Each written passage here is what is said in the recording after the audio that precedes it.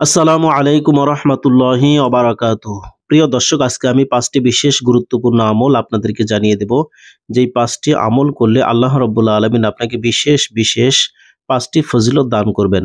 প্রিয় দর্শক, সেই 5টি আমল সম্পর্কে জানতে হলে ভিডিওটি শুরু থেকে শেষ পর্যন্ত দেখতে থাকুন। আশা করি আপনি ফজিলতগুলো সম্পর্কে জানতে পারবেন।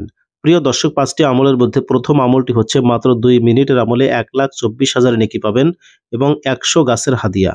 নবীজি সাল্লাল্লাহু আলাইহি ওয়াসাল্লাম বলেছেন, যে ব্যক্তি লা ইলাহা ইল্লাল্লাহ পাঠ করবে তার জন্য জান্নাত ওয়াজিব হয়ে যাবে।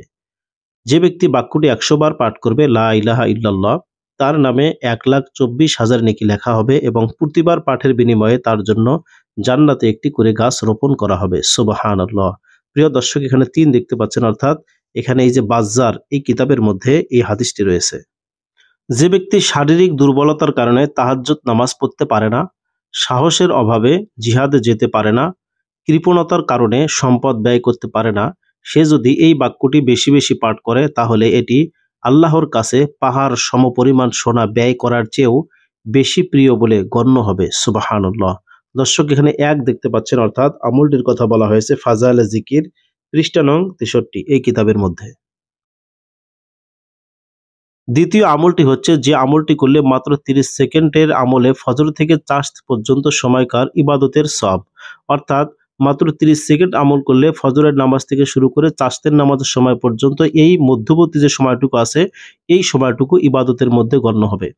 প্রিয় দর্শক, এখানে দেখুন, আধা মিনিটে আপনি নিম্নলিখিত বাক্যগুলো পড়তে পারেন, মানে 30 সেকেন্ডে 4 ঘন্টার ইবাদতের সওয়াব অর্জন করে নিতে পারেন। শর্ত হলো বাক্যগুলো পূর্ণ বিশ্বাসের সাথে এবং আন্তরিকতার সাথে পড়তে হবে।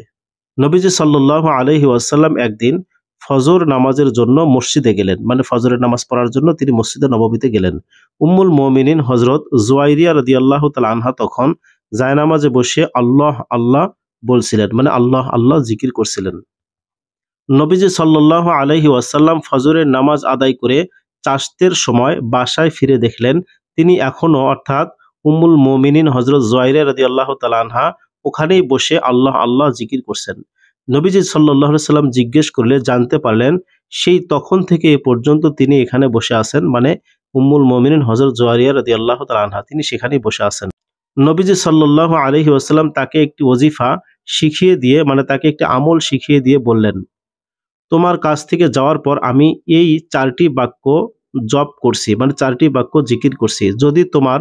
যদি তোমার পুরো সময়ের ওজিফার সঙ্গে একে তুলনা করা হয় তাহলে এর দাম বেশি হবে। সুবহানাল্লাহ। বাক্যগুলো হচ্ছে এই যে, সুবহানাল্লাহি ওয়া বিহামদিহি আদাদা খালকিহি ওয়া রিদা নাফসিহি ওয়া জিনাতা আরশিহি ওয়া মিদাদা কালিমাতিহি। বাংলা উচ্চারণ, সুবহানাল্লাহি ওয়া বিহামদিহি আদাদা খালকিহি ওয়া রিদায়া নাফসিহি ওয়া জিনাতা আরশিহি ওয়া মিদাদা কালিমাতিহি।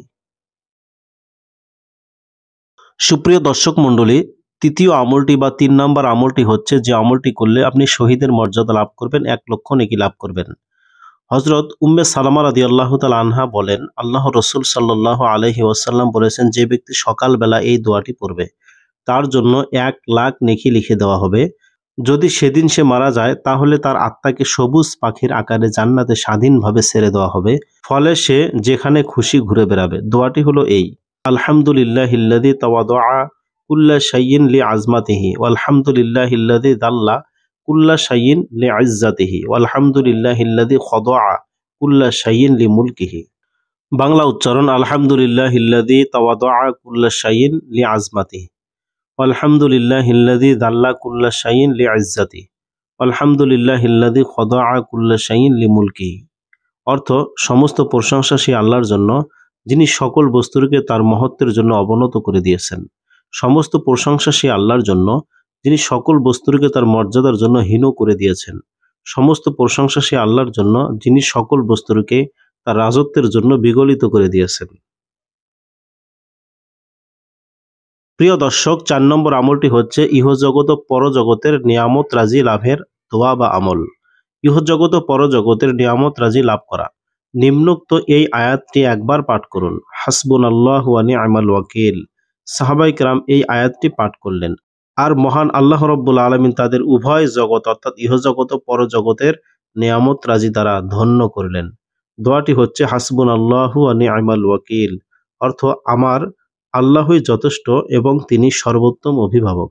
প্রিয় দর্শক, এখানে এক দেখতে পাচ্ছেন, অর্থাৎ এই হাদিসটি রয়েছে, আমলের হাদিসটি রয়েছে তিরমিজি শরীফের মধ্যে।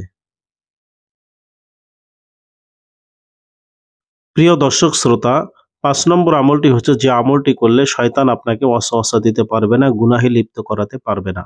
আপনার অন্তরে শয়তানি কুমন্ত্রণা দূর হয়ে যাবে।